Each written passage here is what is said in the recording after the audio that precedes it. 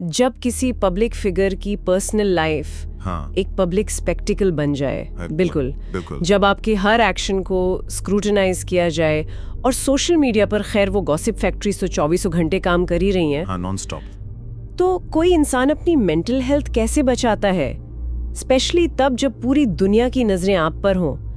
आज हम बात करेंगे एक ऐसी ही चैंपियन की जिसने मैदान के बाहर एक ऐसी लड़ाई लड़ी जो शायद वर्ल्ड कप जीतने से भी ज्यादा मुश्किल थी।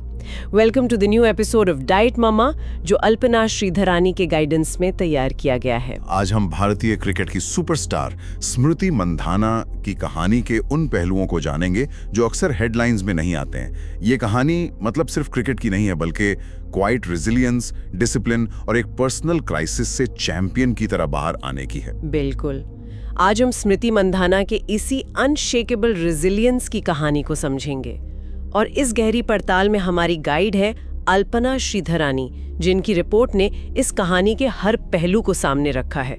हम देखेंगे कि वो कौन से मेंटल टूल्स और स्ट्रैटेजीज हैं जिनका इस्तेमाल करके स्मृति ने न सिर्फ प्रोफेशनल बल्कि पर्सनल सेटबैक्स को भी पार किया। तो चलिए इसे अनपैक करते हैं। बिल्कुल। तो कहानी शुरू होती है 2025 वर्ल्ड कप की उस ऐतिहासिक जीत के ठीक बाद। एक तरफ पूरा देश जश्न मना रहा था, तो दूसरी तरफ स्मृति की पर्सनल लाइफ में एक बड़ा तूफान आया। उनकी शादी रद्द हो गई और ये एक प्राइवेट डिसीजन था जो रातों रात एक पब्लिक स्पेक्टिकल बन गया। एग्जैक्टली। और यही वो मोमेंट था जहां स्मृति की मेंटल स्ट्रेंथ पहली बार इतने बड़े स्केल पे दिखी। ट्रोलिंग और स्पेकुलेशन के शोर के बीच उन्होंने एक असाधारण कदम उठाया। क्या किया उन्होंने? शादी रद्द होने की खबर के 24 घंटे के अंदर वो अपनी क्रिकेट किट पहनकर नेट्स पर वापस थी। 24 घंटे के अंदर। That's incredible. हाँ, ये सिर्फ प्रोफेशनलिज्म नहीं था, ये केओस के खिलाफ डिसिप्लिन का एक स्टेटमेंट था। बिल्कुल, एक स्टेटमेंट। जब उनसे पूछा गया कि वो पर्सनल इश्यूज के बीच फोकस कैसे रखती हैं, तो उनका जवाब बहुत पावरफुल था। क्या कहा था उन्होंने कहा, I don't think I love anything more than cricket. Wearing that Indian jersey is the motivation that drives us. Yes, बात सिर्फ क्रिकेट के प्यार की नहीं है। ये एक साइकोलॉजिकल रीसेट है। साइकोलॉजिकल रीसेट कैसे? उनके लिए इंडियन जर्सी पहनना एक तरह से कंपार्टमेंटलाइजेशन का काम करता है। वो प्रोफेशनल सेल्फ को पर्सनल प्रॉब्लम से अलग कर देता है। अच्छा। अगर आपको भी लगता है कि पर्सनल लाइफ की प्रॉब्लम्स के बावजूद अपने काम पर फोकस करना एक बहुत बड़ी स्ट्रेंथ है, तो इस वीडियो को एक लाइक तो बनता है। लेकिन ये रेजिलियंस, ये मेंटल स्ट्रेंथ, ये रातों रात तो नहीं बनी होगी।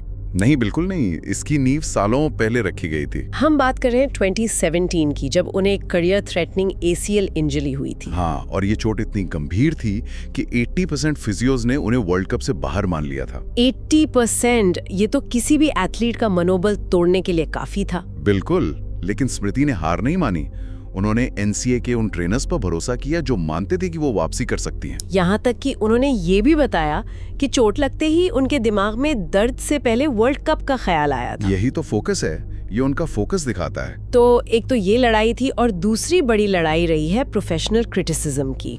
2025 वर्ल्ड कप में जब उनका फॉर्म थोड़ा गिरा, तो उन पर प्रेशर में फेल होने का लेबल लगाया गया। हाँ, और इंग्लैंड के खिलाफ वो दिल तोड़ने वाली हार के बाद उन्होंने पब्लिकली जिम्मेदारी ली। राइट। और कहा, I will take it on me that the shot selection should have been better. ये अकाउंटेबिलिटी, ये उनकी मेंटल टफनेस को दिखाती है। सही बात है।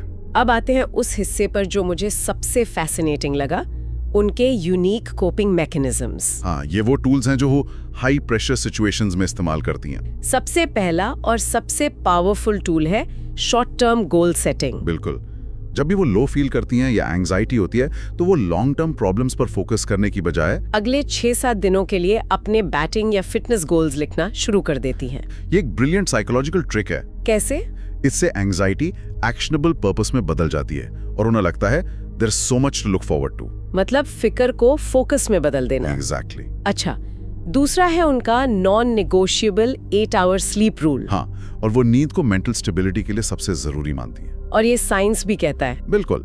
अगर रात में 8 घंटे पूरे ना हो, तो वो दिन में, यहाँ तक कि टीम बस में ट्रैवल करते हुए भी नैप लेकर उसे पूरा करती हैं। डेडिकेशन। और इसमें डाइट और फिटनेस का भी बहुत बड़ा रोल है। वो वेजिटेरियन डाइट लेती हैं, प्रोटीन के लिए सोया बीन्स और शेक्स पर डिपेंड करती हैं, और प्रोसेस्ड फूड से दूर रहती हैं।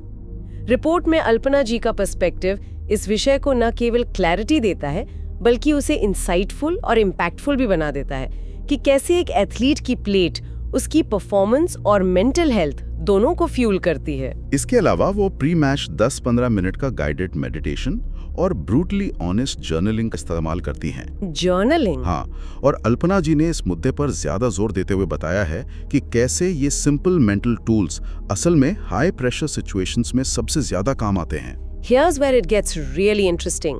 उनकी सबसे बड़ी फिलॉसफी है The philosophy of zero. हाँ, वो कहती है Whenever I go out to bat, it's a fresh start. You start every innings on zero. ये सिर्फ क्रिकेट की स्ट्रैटेजी नहीं, ये लाइफ की फिलॉसफी है। मतलब ये उन्हें पिछली नाकामियों, चाहे वो मैदान पर हो या पर्सनल लाइफ में, उन्हें पीछे छोड़ने की ताकत देता है। हर दिन एक नई शुरुआत। और अगर आप इस फिलॉसफी से एग्री करते हैं कि हर दिन एक नई शुरुआत है, तो हमारे चैनल को सब्सक्राइब करके हमें सपोर्ट जरूर करें। इस फिलॉसफी का सबसे बड़ा प्रूफ मिला WPL 2024 में। जब उन्होंने RCB को पहली बार चैंपियन बनाया। और ये जीत उनके वेडिंग कैंसिलेशन के ठीक बाद आई थी, जब उन पर सबसे ज्यादा प्रेशर था। बिल्कुल, ये जीत सिर्फ एक ट्रॉफी नहीं थी, बल्कि उनकी मेंटल रेजिलियंस और कोपिंग स्ट्रेटजीज का पब्लिक वैलिडेशन था। सही बात है। इसने साबित किया कि उनका काम इस कंट्रोल का मंत्र सिर्फ एक सोशल मीडिया कैप्शन नहीं है, बल्कि उनकी लाइफ का कोर प्रिंसिपल है। हाँ, so what does this all mean? Smriti Mandhana की कहानी हमें सिखाती है कि रेजिलियंस कोई मैजिकल क्वालिटी नहीं है। नहीं, इसे डिसिप्लिन, सेल्फ अवेयरनेस और सही मेंटल सिस्टम्स के जरिए बनाया जाता है। बिल्कुल।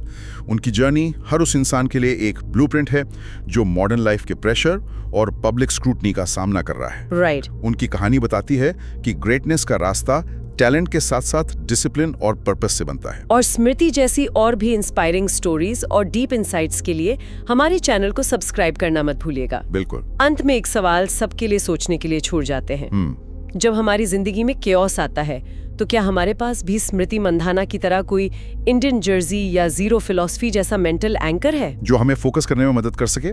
डाइट मोमा के इस एपिसोड को देखने के लिए अल्पना श्रीधरानी और उनकी टीम की ओर से आप सभी का बहुत बहुत धन्यवाद।